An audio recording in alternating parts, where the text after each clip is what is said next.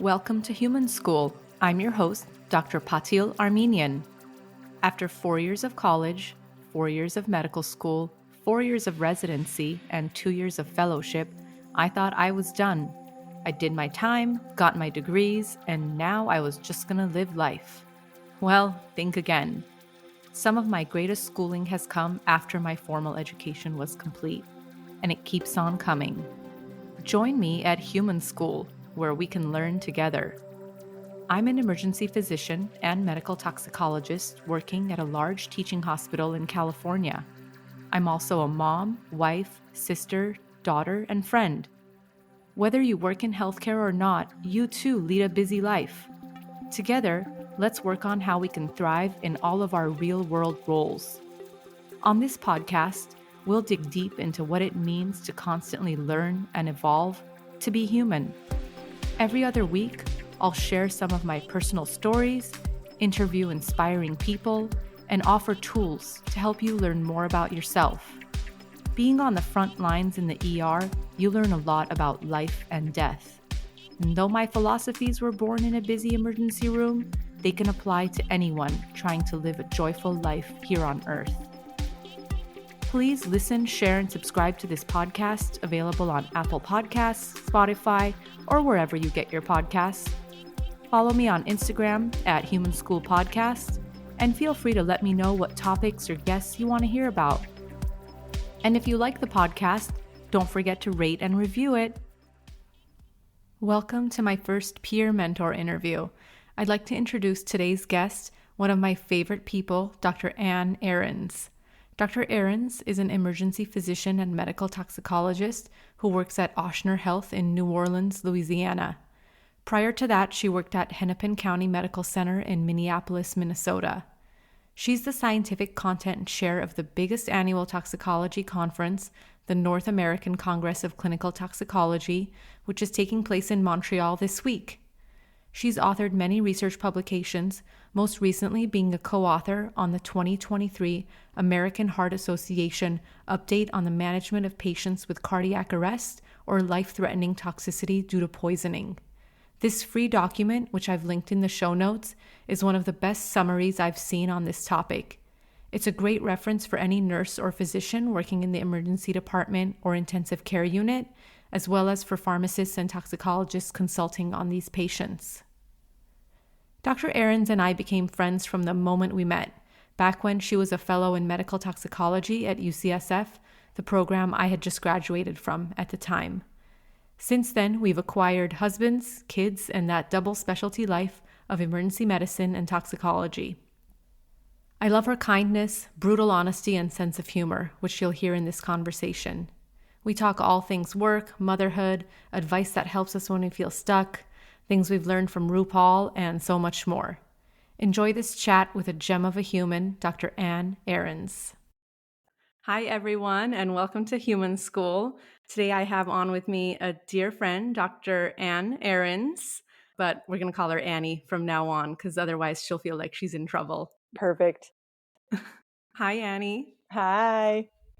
I feel like on the podcast so far, I've had a lot of people that were mentors to me when I was in training and at a younger age. But now I feel like I've reached the point in my life, and probably you too, where our mentors are really each other. And I feel like our peers are our mentors because we're the people that go to each other for advice and to feel like, okay, you're going through the same thing at the same time and we can do this together. So Annie, you're my first peer mentor. And then there's me. So Annie, tell us where are you right now and what are you up to? I'm so excited to be here. It's so great to see you. Where am I? I'm on the 3rd floor in my only carpeted bedroom of my entire house. I'm in New Orleans now. So, and how did I get here is an excellent question. I'm just going to jump in and tell you the whole life story. So settle down and get comfy.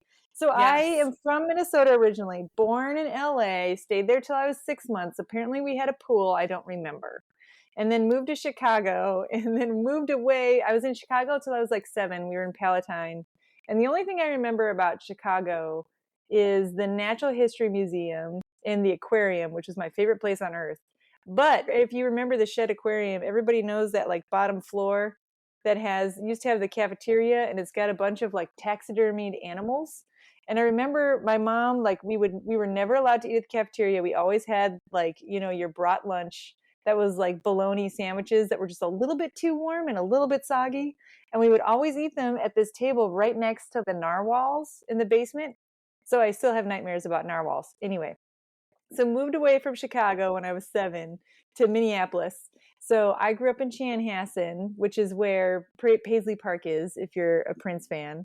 So I have bathed in the cool, refreshing waters of Lake Minnetonka many times, and then did my undergrad training at the University of Wisconsin. So I was a Badger, and I picked up the Y's that you add to your words in Wisconsin, and then went back to Minnesota and got my O's back and did my medical school training there. And then went to Denver for residency, where I was for 4 years, followed by San Francisco, where I worked for a year and then did my tox fellowship. And then moved back to Minnesota, where I worked at Hennepin County and was a toxicologist there for 6 years. And then we moved down here to New Orleans about a year and a half ago. So that's the whole crazy story. In there have been some interesting people and some interesting places. But now I'm settled here in New Orleans on the 3rd floor in my only carpeted bedroom of my house. I love it. That was a really good, fast summary. It's a fast summary of it was like my westward expansion, my manifest destiny, and then coming back all the way down south. So, which is interesting to be down here. There's a bunch of differences between, of course, New Orleans and Minneapolis, weather aside.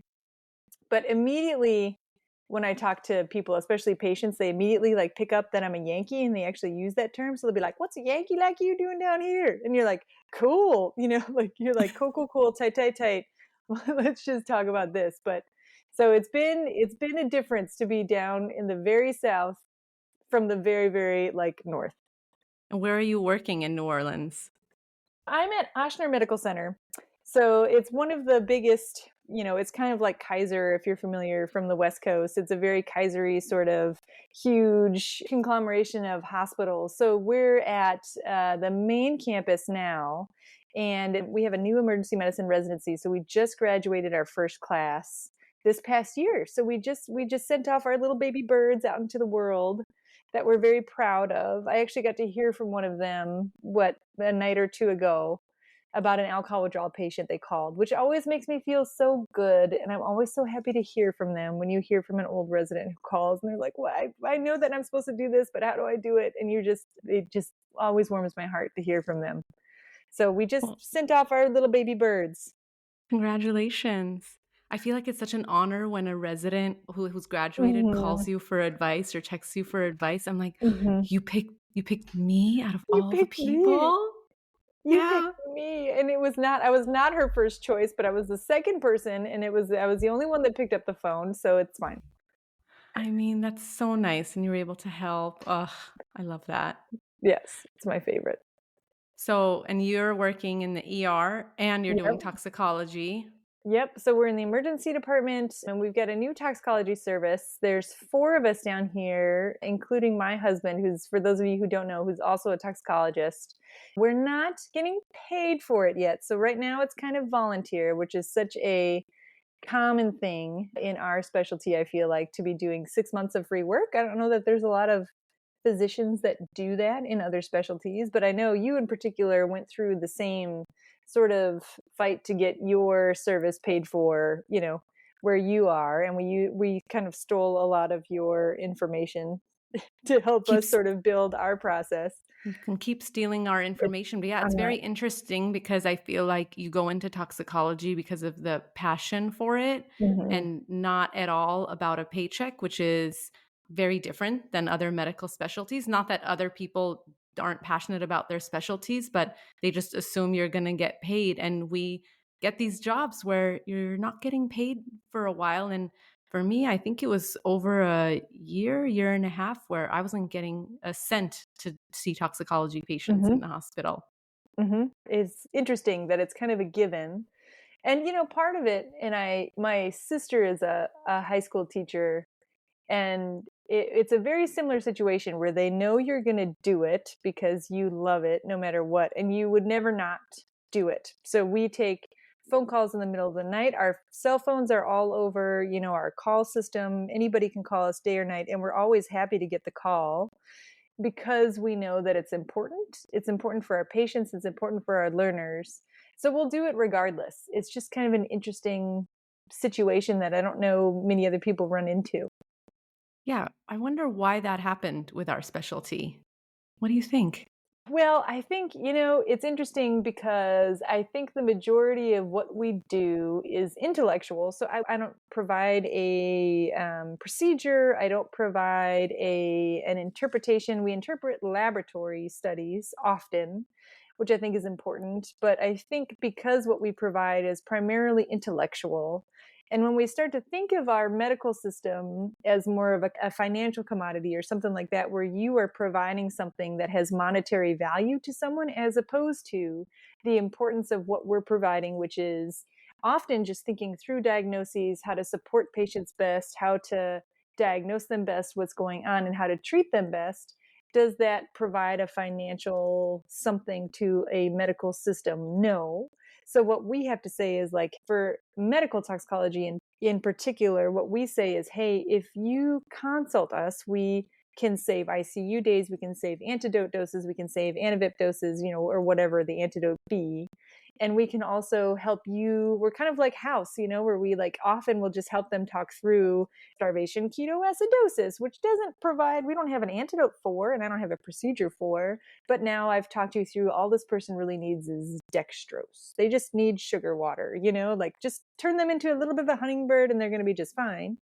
So we provide a lot of value that is intellectual and is valuable to patient care, but not necessarily a lot of commodity as a financial thing, which is an interesting part of the way our medical system works, where it's a goods and services sort of system, as opposed to like just treating patients the way that they should be. And so that's been the most interesting part about starting this, is trying to prove to a medical system that we help make money for them, not look at the benefit that we're offering your patients. How No, weird is that? it is kind of weird. And you're right. I totally agree with everything you just said. And I always think we're just like the infectious disease specialists, Mhm. right? Where it's very intellectual. We're like detectives and we help solve things. And really, a lot of the benefit is, first off, improved patient care, improved outcomes, right? That's a given, but it's savings. So how do you quantify savings and interpret savings to the hospital and hospital system the same as you would interpret, let's say, billing for a procedure? So Right. it's very interesting. It is. It's different. And, one of our colleagues who also I consider a mentor, who started a system in Texas, we talked to him about his experience too. And he said, what's interesting, part of what we point is like, look at all these ICU days that we can save these patients, or admissions that we can save patients. He said, the health system may not be interested in saving those inpatient stays. They make money off of those patients. Admitting those patients will make that system money, provided they have the right insurance system, but they don't want to keep them too long. It's such a banana system that we have to work in, where it may not be that the hospital wants to save that money or save that admission, but we want to reduce the amount of time that they're staying so that they can maximize their profits. And it's such a bummer. What other word do I have for it? As somebody who just wants to care for patients properly and correctly, it hurts you. It's that sort of sense of moral injury that's like, why am I having to, I don't understand this fight that we're fighting against insurance companies and things like that, and how difficult this is. But this is my current rant and the thing that currently keeps me up at night and angry. Same. I'm kind of lucky in the sense that I went through this a few years before you. So Mm. now our hospital is paying us, but we're in the midst of a new contract negotiation right now. And we're like, at least just keep paying us the same, if not Yes. more, but we're working on it. Something we did 3 years ago was that we copied a little bit more of what infectious disease does. And in every hospital, there's an antibiotic steering committee.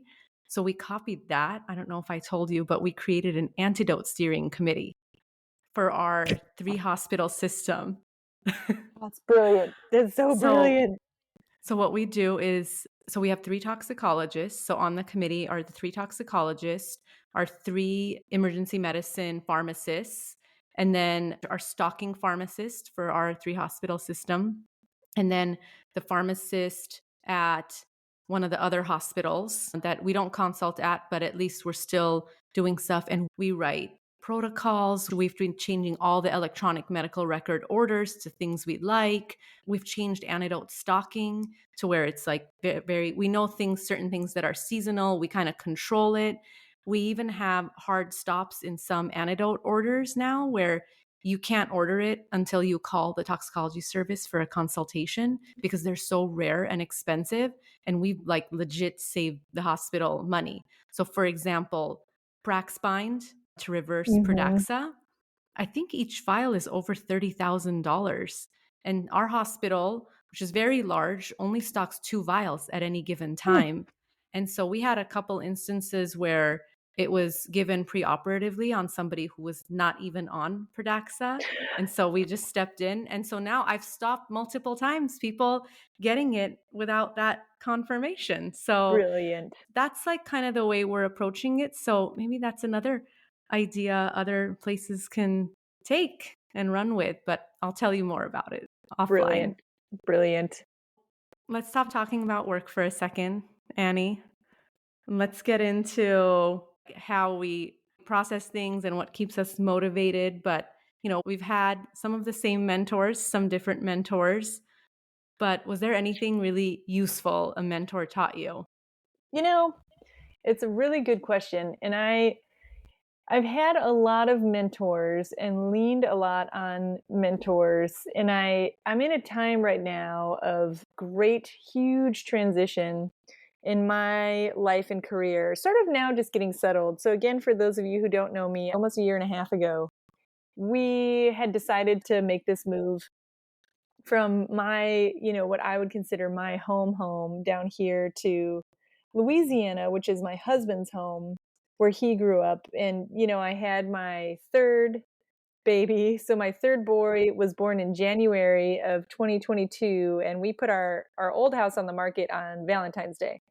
So I had 2 weeks of, before, being pregnant is hard enough. Being pregnant with two toddlers is even harder. And then trying to pack and move a house and show a house with a newborn and two toddlers was such a thing. So I've kind of, and I don't know about you, Patil, but I feel like after each of my kids, it takes about a year for me to kind of get back to any sort of normalcy. So to throw in on top of that, trying to bounce back from having a child, coming out of COVID, moving, starting a new job, and kind of having this huge upheaval and huge time of transition for me and my family, I kind of talked to my mentors in Minnesota, where I was coming from, about it, and having a lot of struggle with having to put everything on hold for so long. And what I really appreciated was all of my mentors who I talked to said it's okay to just not do anything for 2 years. Like it's okay to just not. I had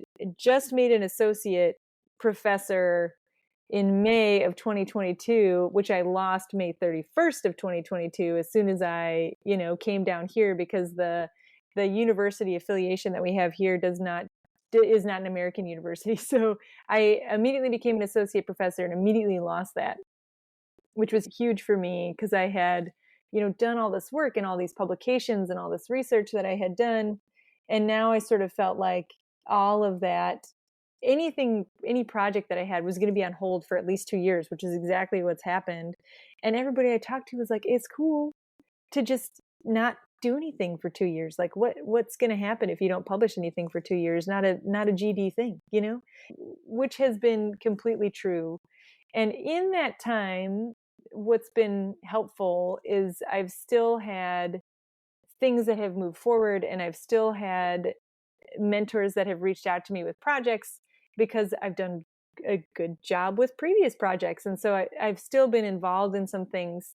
And every person I talk to remembers that I moved, remembers that I have these little, it just is so bananas to me that people care about you. I don't know why, for some reason, it's always amazing to me that these people that are mentors in a professional capacity are like, hey, how are you settling in? How did the move actually go? How is your family? How are your little bitties? How are you recovering? And it's not the first question of how's this manuscript coming, It's Yeah. been a huge thing for me to have people that are so supportive, that believe in me and my career, and also check in with me as a person. And I remember having conversations with you in San Francisco of just like, how are things going? Not like, like, there's, again, work aside, how are things going? How are you feeling? How is this transition going for you? And it's been amazing to me how much people care about me as a person, and not just as a clinician and as a researcher. So that's been a huge thing for me. So is there like a particular word? No. But I always feel like I like live in regurgitated quotes from other people that I might not remember, or is from RuPaul's Drag Race, because RuPaul is like a huge inspiration to me. But, or Queer Eye, one of the quotes that I remember from that show is, sometimes when you feel like you're at rock bottom, you're not stuck, you're just planted, and you're just setting out little roots, and you're just waiting to grow. So I had felt for a long time, because this transition is huge for me, and to have these 3 little kids, and to have this huge move, and to be uprooted from what I feel like was my support system to a new place. And now I've found this great community of people that are coworkers. Our family is super supportive and involved in me and my kids' lives. And so I feel like I am just sort of planted and just sort of waiting to grow again. So this hiatus that I've had so much support that it has been helping me sort of grow into these new roles that I have, and has been really great. So that's sort of my sappy story, because I've been feeling very emotional after being contacted by you, because you're just one of my favorite people, and you make me feel good about myself. Oh. But in addition to being a sappy person, I also sort of filter everything through comedy. So the other things that I think of that have been helpful, in addition to feeling like I'm planted, one of my, not a mentor, but somebody I worked with in residency who I did not like, they did teach me that there's something you can learn from everybody, even if it's how not to be or how not to. And so I've reflected on things that are not helpful in this transition time, which are like, I was talking to somebody, another colleague, about this whole move. I'm like massively pregnant and trying to get my house ready, and then I'm going to move with this newborn. And they said, "Oh, you can do it." They're like, "I did it when I had the little kid. Like, you can do it." And I was like, "Okay, well, fuck me, I guess," like, I guess, all right, and you're like, cool, I guess it's not hard. I don't know. So though that was a comment that I remember. And then I remember also, as I was about to leave, I listened to your series on your burn in and burn out about your maternity leave. And one of my maternity leaves, who knows which one it was, I remember somebody telling me it's a great time to finish up projects, like to finish up papers and projects. You're like, all right, like, just like, all right, hold my jewelry. Somebody hold my earrings. You're like, that's it. Like, just, you're like just doing the hockey thing where it's like stick, gloves, punch. Maternity leave is not a good time to finish up papers. And so you can always learn something from somebody, even if it's how you don't want to act or ever say to somebody else ever again. Well, I'll tell you this. Some of, I feel like, my biggest lessons have come from the people that I no longer talk to. Mm-hmm. So it's really helpful. You're like, okay, no, thanks for showing me what I don't want to do. And yeah. Now I know. And then again, RuPaul, just, so many great quotes come out of that man's mouth. One of the things that I always tell our residents too, one of my favorite quotes of his is, unless them bitches is paying your bills, you don't pay them bitches no mind. So everybody else's opinions are none of my business. Not everybody's going to like me, and that's fine. Like, I had a recent interaction where I had a fellow come down and tell an entire plan to my male nurse who was standing right next to me, like told him the whole story and didn't look me in the eyes, which I assume is because they were just completely flabbergasted by my poise and beauty, obviously. and we're just very intimidated by my intelligence, which none of this is true. But you know what? That person, their opinion of me is none of my business. And also, they don't pay my bills, so I don't care what they have to say about me. So that is another piece of advice, that if you're not paying my bills, your opinion doesn't matter to me at all. And your opinion of me is none of my business. And that's just fine. Yeah. And the other thing that I have found, I find so much stuff helpful, is there is room enough for everybody. So somebody else's success does not detract away from mine at all. And there is no reason to be jealous. There's no reason to ever pull somebody else down, because there is room enough for all of us. And why this success of another person does not detract from my own. And the only thing I get by being positive and lifting up that person is making them feel better and myself feel better. And all boats rise with the rising waters. And so those are, in this whole transition that I've had, are things that I've had in the back of my mind and have been mantras to myself that are really helpful. They're not particularly profound, but not only do they tickle me, but I also find them really helpful. No, those are all so helpful. I'm going to write all of these down, because also you may not think that they're profound, but they are. And it's these little things, right? It's just how you think about things, and not everybody's going to like us, and that's okay. It's okay. It's fine to not like me. It's fine. Just don't tell me to my face. Just talk about me behind my back later, like everybody else. That's how we do. Yeah. I'm from the Midwest. Like a good That's how we Minnesotan. roll. Like a good Minnesotan, stuff it down until you explode later. That's how we do. Just let it eat you from the inside out until you have a heart attack at 55. Oh my God. This is I love you. this is how life should work. Exactly. I love the thing that you said about just feeling like you're planted. And I had a 2-year lull as well, actually, which happened to coincide with COVID times. So nobody really noticed that I wasn't doing anything and I wasn't producing. But I think of it as like a cocoon phase. You got to get back in the cocoon. And especially, you got to do it when the kids are tiny. And then you're going to come back out of it. For me, I have one kid, and it definitely took me a solid year to feel like myself again. And so when I went back to work after my 3 months maternity leave, that was for sure not enough. 6 months, I felt like also was not enough. It really took a year. So I totally agree with you. It's like a 1-year thing. And maybe, now that you have 3, you're starting to slowly come out of it, because maybe it'll take 7 years. Nobody notices. No. And also, all listeners, I want you to know that even though Annie's acting like hasn't done anything in the last 2 years, she's done a lot. And you're still the scientific content director of our big national conference that's coming up this month. It's been a thing. It's been a thing, that's for sure. So you're doing amazing. I'm just staring off. Thank you. It's plenty. It's all plenty and fine. That's my favorite line. It's fine.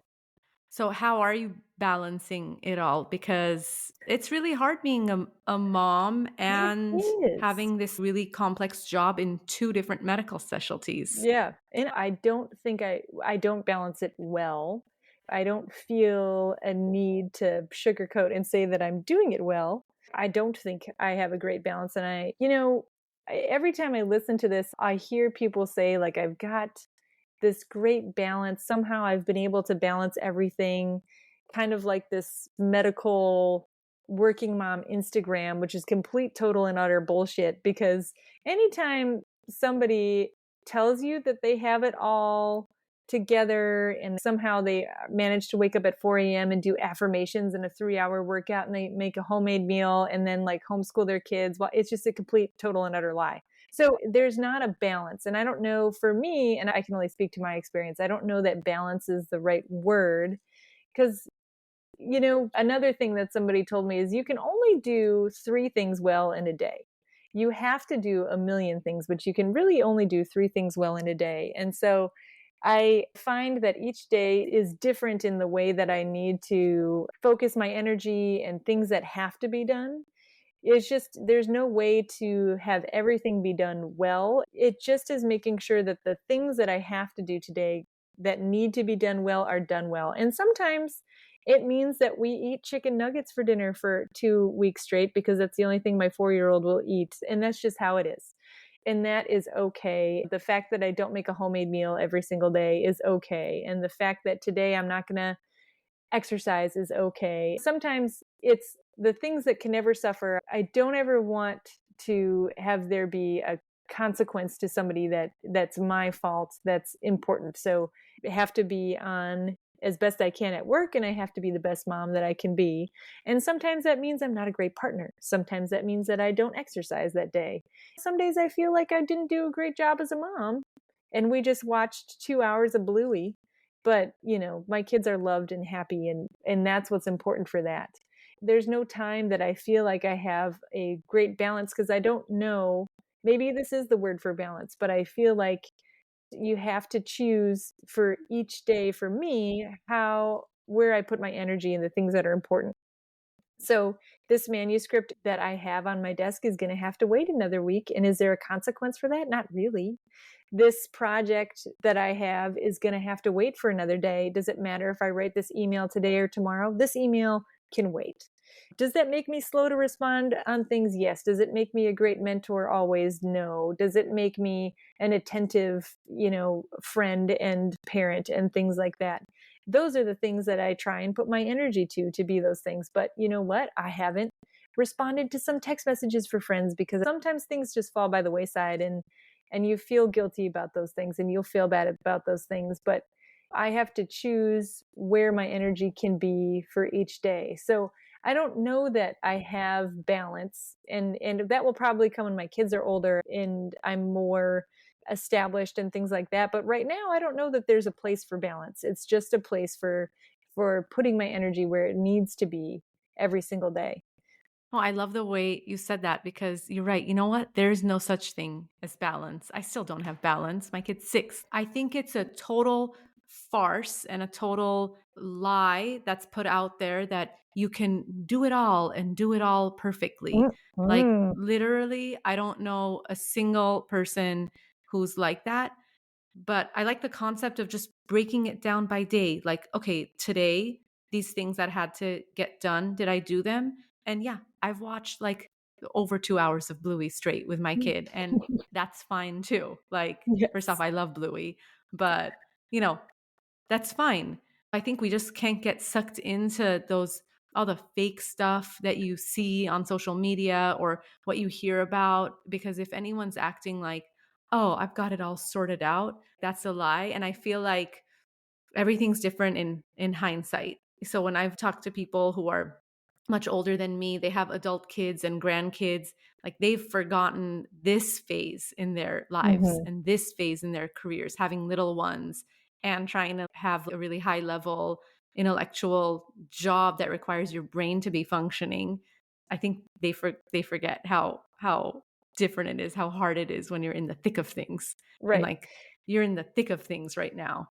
Right. And it is the hardest season of our life right now. And I would obviously wouldn't change it for the world, but it's difficult, like I'm trying to, write a paper and somebody has pooped in a corner and it's not a cat. And you're just like, okay, let me go deal with Yeah. that, and it's a different experience. I have so many colleagues who are great and involved fathers and parents and partners, but it feels like to me there, at least in my experience, that there's just a big difference between a certain generation of fathers and a certain generation of mothers, in that the older, and I don't want to single out genders and I don't want to single out people by any means, but just sort of this other cohort of people that I worked with who had partners who took care of their household for them, that allows them to do all of these things that I will never have the time to do. It's a different structure than, and again, being a mother, as in a person who has given birth to a child, having that physical time to recoup. And it's just a different experience and a different set of expectations. And everybody's experience is different and everybody's partnership is different and everybody's thing is different. But, like you still have a pelvic floor that works, like we don't all have a pelvic floor that's still working, honey. You know what I mean? Like, on top of doing all this stuff, I just have to think about whether or not I can jump on a trampoline and that kind of garbage. This is all these other things that are added to our experience where like it was 6 months before I could like, walk upright for a very long time. And how do you marry that with wanting to be somebody who's like giving national lectures or somebody who's like, like running a room with a trauma patient or something like that? There's like all this different experience that adds to my insecurity, already my insecurity as a person, as a physician, and now as a mother and as a being who has given birth to things. It just is like, it's a mind F. It's a mind It F. is. Like It there's no is. other word to it. I had this No. great conversation with Fiona Garlick about this at ACMT, and we're both like, what in the world is this That's one experience of our of other our lives? toxicology ER doctor mom Yes. colleagues. What is this experience of life that we have right now? It's just kind of a mind F. It's so true. But somehow we're getting through it. Somehow And we're then getting through it. my thing is that, sometimes I have so much on my list of things to do that I get really overwhelmed. And then even when I do have time with my kid, I'm not present. So I'm trying to be more like, okay, you know what? It can all wait. I have these like 3 hours with you before I go to my evening shift. I'm really going to try to be present and hang out with you because that's why we're doing all this, right? Right. This is the whole goal. This is the prize. Finger painting. Yes.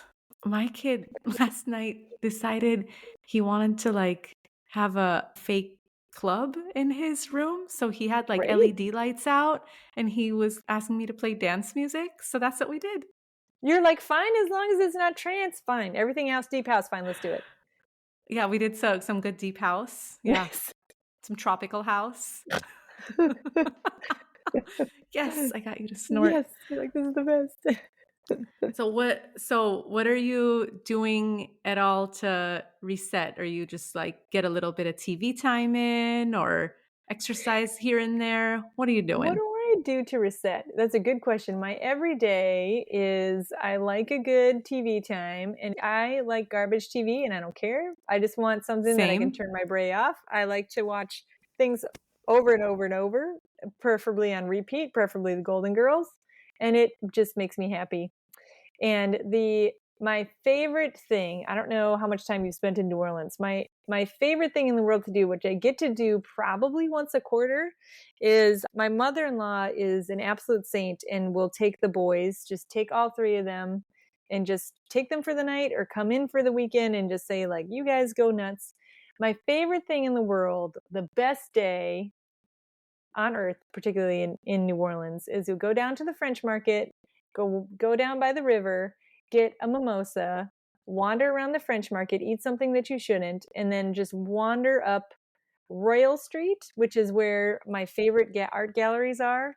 And so my two favorite things in the world to do are to drink wine and go touch science or to go touch art. Those are my favorite things in the world to do.